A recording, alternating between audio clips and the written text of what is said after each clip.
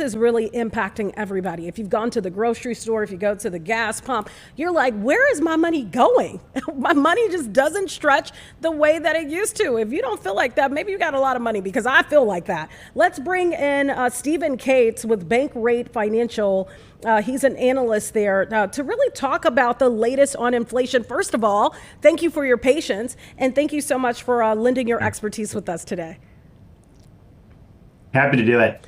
You know, So what we saw go ahead. today Go right out the gate. Go ahead. my apologies. No, what we saw today is the personal consumption expenditures was released today. That's really a second confirmation after the consumer price index that we're seeing inflation rise. Now, it largely was at expectations. So this isn't likely to change the trajectory of what the Federal Reserve is planning to do with lowering interest rates, but it's still going to be something that consumers are going to start to notice. And that's ultimately going to keep trickling into the consumer spending, and it's going to keep weighing on people's budgets. So let's talk about what exactly does that mean. We're already feeling like we're paying more at the grocery store. We're feeling like we're paying more for gas. We're feeling like we're paying something for everything. Will we start to feel that or see an easement of that in our bank accounts, in our wallets? Well, unfortunately, inflation is rising. It's going to continue to rise. The rate at which it's increasing, is the particular issue today. And what we're seeing is that we're close to about 3% annual inflation. Now, the Federal Reserve targets inflation at 2%, so we're quite a bit higher than that. But at this point, what is going on in the economy makes really a pretty difficult decision for the Fed, because the labor market's deteriorating. People are certainly feeling like the labor market is deteriorating, and I think that that's a situation that the Federal Reserve is prioritizing, despite the fact that costs are rising and rising at a faster rate. I feel like it was just last week. It all runs together after a while. I'm sure you can relate, Stephen, but I think it was just last week that the Federal Reserve announced that they will have two more times when the actual interest rate will be announced that it will be lower. They will lower it. Why would they cut rates if inflation is still above target? Well, that is the eternal question. At this point, and using the words that Jerome Powell, the Federal Reserve Chairman, used, is that there are no risk-free decisions here. They're trying to make the best decision that they can with the information available.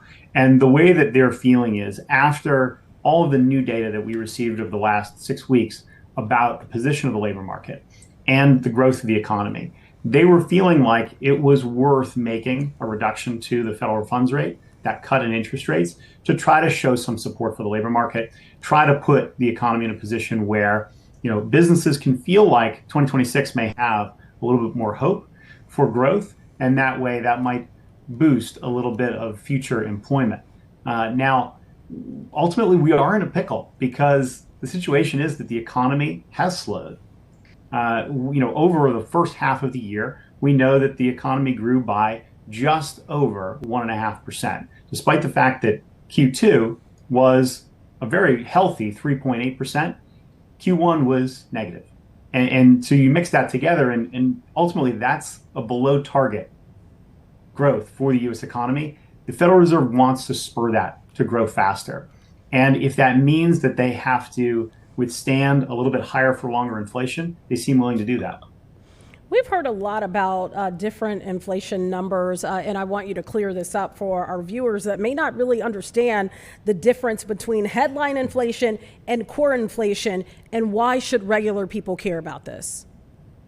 Yeah, so the main difference is that core inflation is excluding the very volatile food and gas prices, which is what is incorporated into the headline inflation number.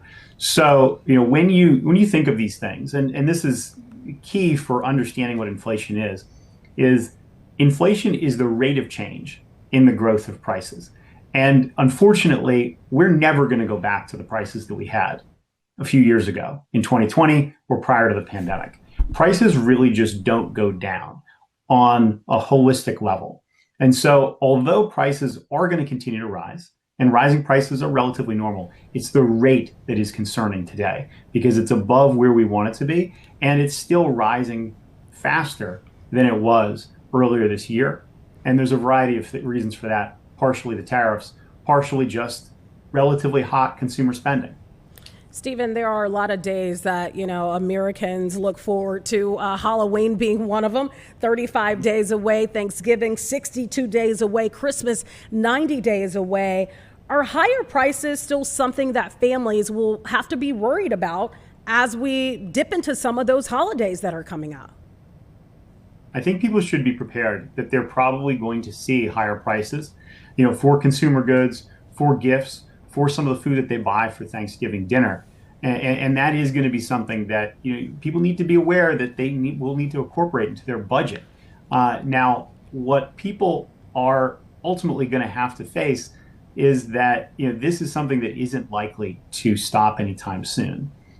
Based on the Federal Reserve's projections, they are expecting that we will have 3% inflation in 2025, and that we will still have greater than 2% inflation all the way until about 2028. So this is going to remain elevated, even though it is going to slow down. It's something that is not really going to stop.